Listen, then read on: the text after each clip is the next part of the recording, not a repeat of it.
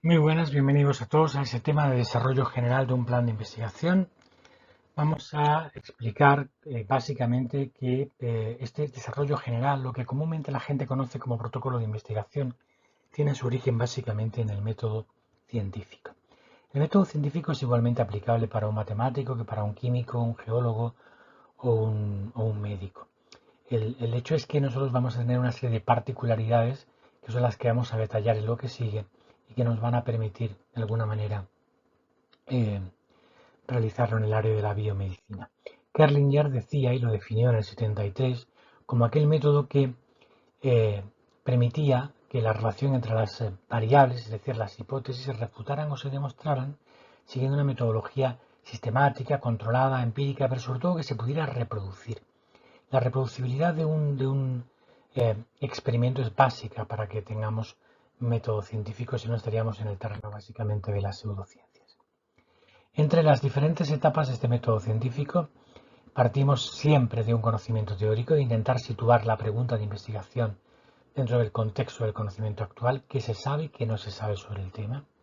Plantearemos a partir de aquí una hipótesis conceptual que intentaremos o bien refutarla o bien demostrarla, y de una manera más concreta formularemos los objetivos que serán las hipótesis operativas. En función del tipo de objetivos elegiremos el diseño más adecuado y a continuación pues ya recogeremos y almacenaremos los datos necesarios, analizaremos esos datos y finalmente realizaremos conclusiones e interpretaciones. Y esa sería la estructura del método científico desde un punto de vista generalista. Este método científico es útil tanto en la investigación básica como en la investigación aplicada, que fundamentalmente es la que más se utiliza en medicina clínica, o la investigación de desarrollo, aunque las tres se pueden manejar en medicina, ¿de acuerdo? Y bueno, pues vamos a ir viendo cuáles son esas etapas de la investigación biomédica. Hay una etapa preliminar, una de fase de planificación, otra de ejecución y otra de conclusiones y recomendaciones. ¿Qué tenemos dentro de la primera etapa preliminar? Pues lo primero que tenemos que hacer es identificar el problema, revisar la literatura, analizar si la pregunta de investigación es pertinente o no y ver si tengo la necesidad de limitar y reformular ese problema de investigación. En un segundo lugar, en la etapa de planificación, elaboraré el marco teórico donde tendré mi revisión bibliográfica junto con las hipótesis y la formulación de los objetivos y también el apartado del diseño metodológico. En tercer lugar, la fase de ejecución es donde ya recogemos los datos, los procesamos, los analizamos y vamos a una primera interpretación de los mismos. ¿De acuerdo? Y finalmente contextualizaremos esos datos que hemos obtenido y esos resultados estadísticos para poder llegar a conclusiones, a recomendaciones y elaboraremos un informe final que puede tener múltiples formatos, ¿no? Desde un artículo, una comunicación, una tesis, un TFM, un TFG, etcétera, etcétera. Pero que todos ellos comparten una estructura que tiene una serie de elementos mínimos, que son estos. Se pueden ordenar de otra manera, aunque todos obviamente van a empezar por un título. Se pueden ordenar un poco en algunas variaciones, pero básicamente estos serían los elementos que tenéis que tener en consideración en el protocolo de investigación, ¿de acuerdo? Mirad, aquí lo que tenéis que ver básicamente es cómo las diferentes etapas del protocolo de investigación se van a corresponder con los diferentes apartados del producto final, sea una tesis, un artículo, sea lo que sea. Es decir, el análisis de datos dará lugar a los resultados, la interpretación de los datos dará lugar a la discusión, o previamente la fase de conceptualización dará lugar a la introducción, o el diseño dará lugar al material y métodos. ¿Vale? Así que hay un paralelismo y una correspondencia entre las etapas de la investigación y los productos finales de la misma. Aquí simplemente os dejo un ejemplo de una memoria FIST y veis que nos piden apartados muy similares a los que os he puesto antes, aunque los desordenan un poquito y añaden algún ejemplo, como por ejemplo la justificación de la ayuda, la parte económica, etc. Bueno, vamos a ir viendo cada una de las partes de las etapas de una investigación. En esa etapa preliminar habíamos dicho que teníamos que identificar el problema, revisar la literatura, analizar si el problema es pertinente o no y, si hace falta, incluso reformularlo. Para elegir un problema de investigación, primero hay que saber qué es un problema de investigación. El concepto no puede ser más básico. Es una certeza sobre el conocimiento sobre algún determinado tema que tiene una serie de características. En primer lugar, que el investigador desea responder. Y lo de desea es muy importante porque no hay cosa peor que responder problemas de investigación que uno no quiere responder. Es decir, investigar sobre cosas que no nos interesan. Y luego, pues que se presupone una cierta capacidad para generar respuestas y para generar ideas en torno a ese problema por parte del investigador. ¿Y de dónde vienen esas ideas? Pues pueden venir de cualquier sitio, lecturas, sesiones bibliográficas, docencia, en una guardia, en la consulta viendo pacientes, prácticamente de cualquier sitio se puede generar una idea de investigación, sin lugar a dudas. Pero cuando yo ya tengo ese problema de investigación en mi cabeza, el primer punto que tengo que evaluar es si esa pregunta es buena o no es buena pregunta. Para eso tengo que ver si es importante como para que merezca la pena ser respondida, si es de especial interés para el investigador y si es factible de responder. Si estos tres elementos se dan, pues normalmente la pregunta suele ser buena. Si falla alguno de ellos, pues puede ocurrir como aquí tenéis algunos ejemplos de Ig Nobel o premios anti-Nobel, que son preguntas de investigación que han seguido estrictamente el método científico, pero que por un lado o por otro hacen aguas, ¿de acuerdo? Y vais a ver que se caen en auténticas, se cae en la política del absurdo de la investigación. Es curioso valorar esto de los Ig Nobel. Recordad básicamente algunos detalles sobre la pregunta porque son importantes. Es importante la pregunta porque es el paso inicial para empezar cualquier investigación y porque es un error formularla de una manera tanto muy compleja como muy banal. Y sobre todo recordad que la clave de la pregunta, para que merezca la pena el trabajo de contestarla, es que la pregunta sea importante y porque la respuesta a esa pregunta sea una respuesta útil. ¿Y qué haré una vez que tenga ya la pregunta de investigación o la duda clínica? Pues iría a la siguiente fase que vamos a ver ahora, que es la búsqueda bibliográfica. ¿Por qué? Porque puedo encontrarme que el problema está resuelto, con lo cual ya no tendría que continuar el estudio, o que el problema no está resuelto, con lo cual tendría pregunta de investigación factible y podría continuar. Esa revisión es utilísima en muchos aspectos. Comprobar si la respuesta es conocida, contextualizar el conocimiento actual, valorar si el proyecto es pertinente o no, me puede ayudar a concretar mis objetivos, a planificar el estudio, me puede servir para hacer un marco conceptual de toda la investigación, para delimitar el objetivo específico, por ejemplo, un estudio que esté realizado en la zona nórdica de Europa con estatinas, pero que no esté realizado en población española, por ejemplo, en población del sur. Puede ser un estudio que, digamos, sea factible, sea pertinente porque no haya ninguna adaptación a nuestro medio de ese tipo de pregunta de investigación, con lo cual ya hemos hecho una reformulación de la pregunta con una delimitación geográfica y por tanto podríamos seguir. La revisión también nos va a proporcionar estrategias, procedimientos. Damos cuenta que esto es un poco el making of, lo que hay la trascienda, el cómo se hizo. Me va a ayudar a conocer qué variables se vienen utilizando en este tipo de problemas. Me va a dar información para poder calcular mi tamaño muestral.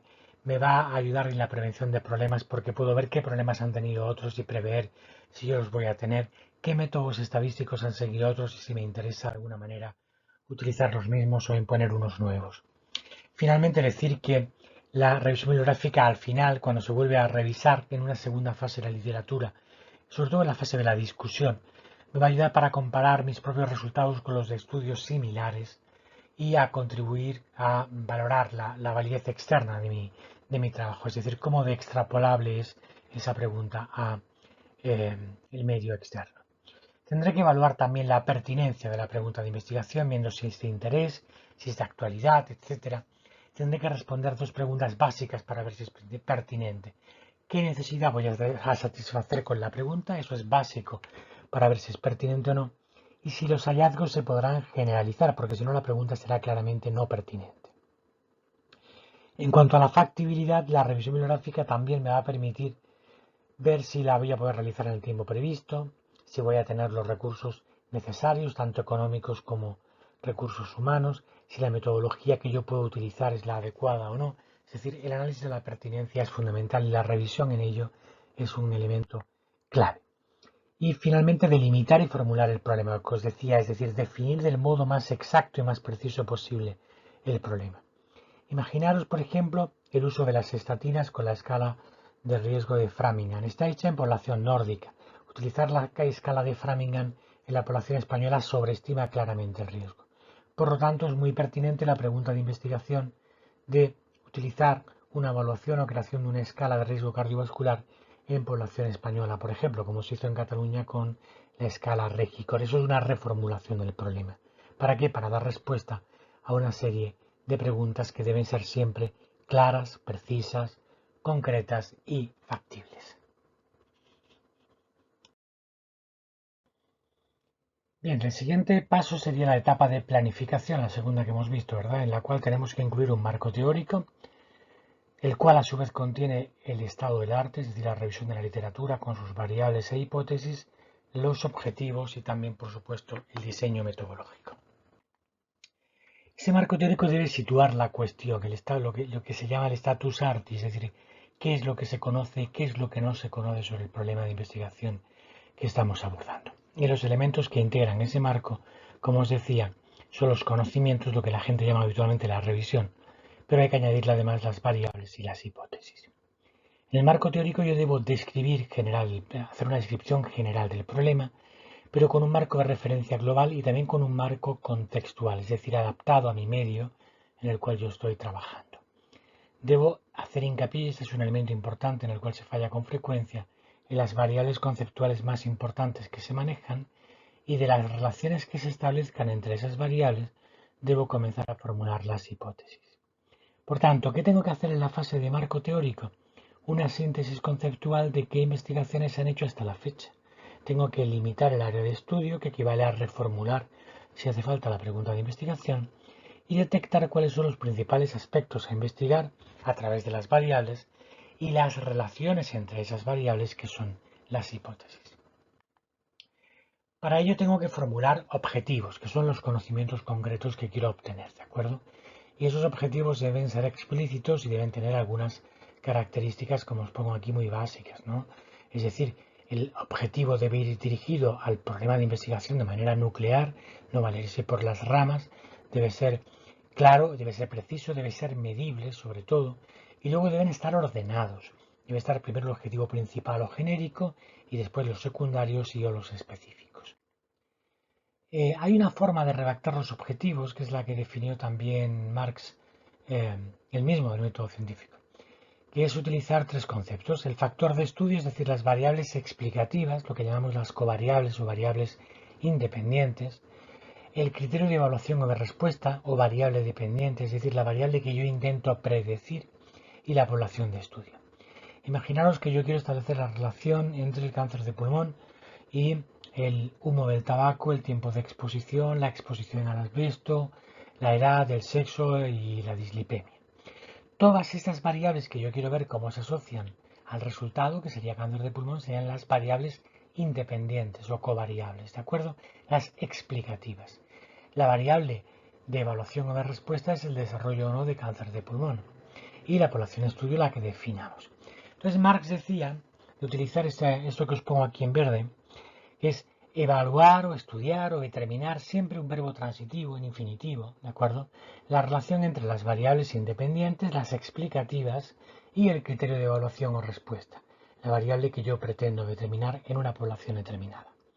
Entonces, siguiendo este esquema que tenéis aquí en verde, por ejemplo, yo podría redactar el siguiente objetivo. Determinar o evaluar o detectar, por ejemplo, la existencia o asociación entre la ingesta de sal y de mineral corticoides, el regaliz, por ejemplo, y el desarrollo de hipertensión en una población de pacientes entre 40 y 80 años. Como veis, estamos conteniendo las variables independientes, la dependiente y en qué población lo estamos haciendo. Para diseñar el estudio necesitamos una serie de elementos. En primer lugar, elegir el tipo de diseño, la población y la muestra, operacionalizar las variables y las escalas de medida, elegir los métodos de recogida de datos y de proceso y análisis de datos. En cuanto al diseño del estudio, pues aquí tenéis una forma y aquí tenéis otra, la que más os guste de evaluarlo, ¿no? Los estudios ya sabéis que se pueden caracterizar en función de que exista o no intervención o simplemente una observación sobre los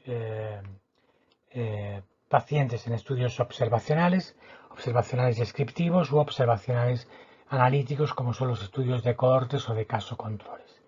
Los estudios observacionales descriptivos pueden ser estudios del tipo descriptivo general o de corto prevalencia, pueden ser ecológicos o pueden ser estudios llamados de series de casos.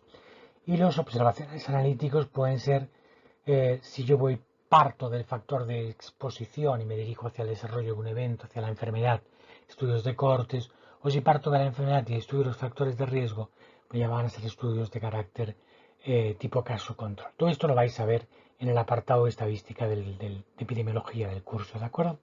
Por eso no quiero extenderme más en este apartado. Y luego los estudios de carácter experimental, en función de que exista asignación aleatoria, no hablaremos de estudios cuasi experimentales o de exclusivamente de intervención. Y si ya existe una asignación aleatoria, hablaríamos fundamentalmente de estudios del tipo de los ensayos clínicos. Como digo, esta parte la veréis con detalle en el apartado de epidemiología. En cuanto a las poblaciones, es importante tener claro que hay tres grandes grupos de poblaciones. Una población diana, que son todos aquellos sujetos a los cuales yo quiero extender mi investigación, son todos los individuos subsidiarios de ser objeto de la investigación, la población a la que yo quiero generalizar los resultados. Por ejemplo, quiero generalizar los resultados a todos los diabéticos de España entre 40 y 80 años. Es una población brutal, ¿no? En cuanto a tamaño. Pero claro, hay un subconjunto de esta población diana que es la población de estudio. Subconjunto de la anterior, como bien la define Argimón Payás, es la población que la definen los criterios de inclusión, perdón, de selección, que están conformados por los de inclusión y los de exclusión.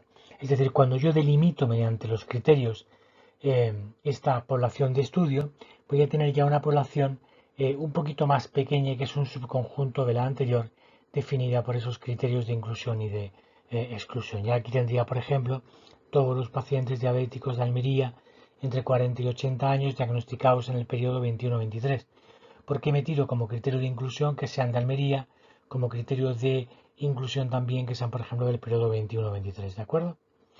Y la muestra, porque todavía sigo teniendo una cantidad de diabéticos terrible para estudiar, es una representación de lo anterior. Es otro nuevo subconjunto, es el conjunto de individuos que realmente yo voy a estudiar.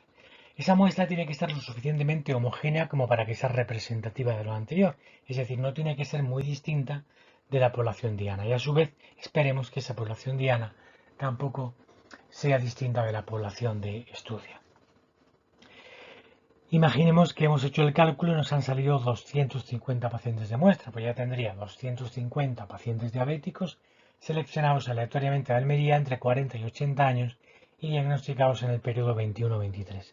Ya si tengo una población, una muestra realmente con la que trabajar, que es totalmente accesible y que sería representativa, esperemos, de la población de estudio y de la población diana. Aquí en este gráfico vemos, y lo leemos de arriba a abajo, como la población diana, por ejemplo la que decíamos, todos los diabéticos españoles, la población a la que yo deseo generalizar los resultados, mediante los criterios de selección, inclusión y exclusión, se va a transformar en esa población de estudio.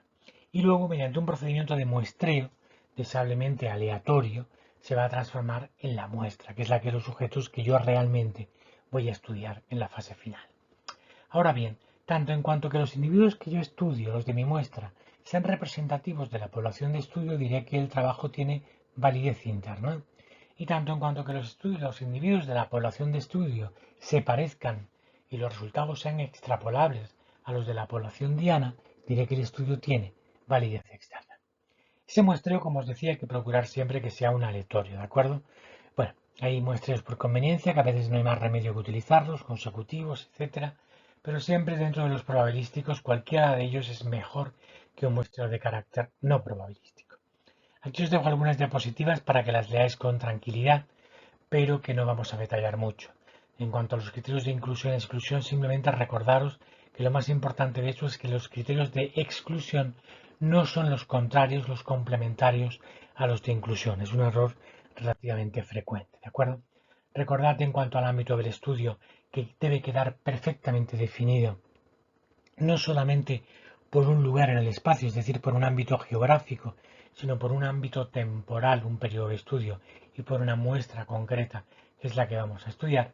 Y finalmente que ese tamaño muestral debemos calcularlo para poder saber cuántos individuos he de estimar realmente, utilizar realmente, para que el parámetro yo lo pueda determinar con cierta fiabilidad, ¿de acuerdo?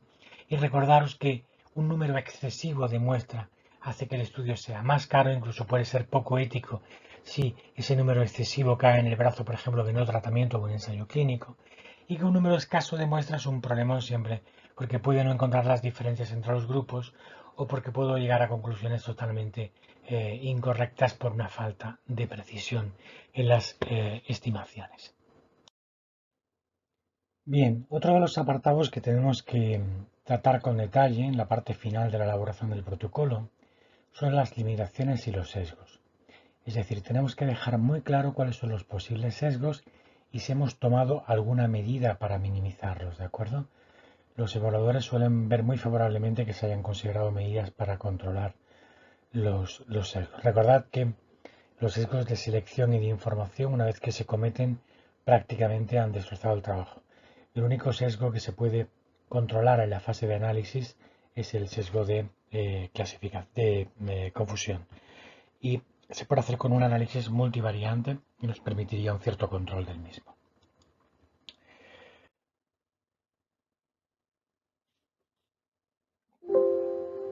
Por otro lado, tendremos que evaluar el periodo global del estudio, indicar cuánto va a durar cada fase, hacer un cronograma calendario, algo parecido al siguiente. Aquí tenemos un ejemplo de plan de trabajo o cronograma. Es una forma totalmente simplificada, pero bueno, algo así, ¿no? La presentación del protocolo, recogida de datos, cada una de las fases con el periodo temporal y, si es posible, indicar quién es el responsable dentro de cada una de estas, fases. En cuanto a otros elementos que deben aparecer al final del protocolo, pues es la estructura de quiénes son los investigadores principales, los colaboradores de investigación, los responsables de cada una de las fases, ¿vale? Eso debe estar perfectamente detallado. ¿Cómo se va a recolectar la información? También es un tema importante. Señalar las características de las personas que recogen los datos, si han recibido algún entrenamiento específico para ello y si se ha hecho una prueba piloto, también habría que incluirla. El flujograma con su plan de actividad, que es un diagrama de flujo sin más, donde se detalla de una manera visual con cierto grado de impacto la estructura completa del estudio. Y luego la memoria económica, que siempre tendremos que pedir soporte para realizarla, pero básicamente es una lista de elementos que vamos a necesitar financiar y vamos a necesitar además adaptarnos a, digamos, a los requerimientos legales para las cantidades mínimas y máximas que se pueden pedir por cada requisito financiable. Habrá que señalar los logros parciales o lo que se llama control de seguimiento. Si es un proyecto financiado, por ejemplo, pues puede que tengamos que entregar una memoria de seguimiento con carácter anual y luego una memoria final, por ejemplo. Esto es lo habitual, ¿de acuerdo? Y al final del todo recordáis que iban las referencias y la bibliografía. Indicad solamente aquello que hayáis leído de verdad, no lo que hayáis ojeado solamente como resumen. Utilizar un estilo normalizado, por ejemplo, como el Vancouver es el más frecuente en medicina, ¿de acuerdo? Y hacerlo además con corrección, si es posible, utilizando algún gestor de referencias bibliográficas como los que vais a manejar en este curso, ¿vale? Los anexos con cualquier información, los cuestionarios, cualquier tipo de test, de cuestión que se pase al participante, se incluyen al final en formato de anexos, ¿de acuerdo? También el calendario, algunos flujogramas, etcétera, y las memorias de seguimiento previas se pueden incluir también, ¿de acuerdo? Y ya finalmente añadimos la bibliografía, ¿de acuerdo? Eh, en este punto os dejo algunas referencias también que son aprovechando que hablábamos de ella, que son de mucho interés y que pueden serviros para ampliar contenidos en ese sentido. Muchísimas gracias por vuestra atención a todos.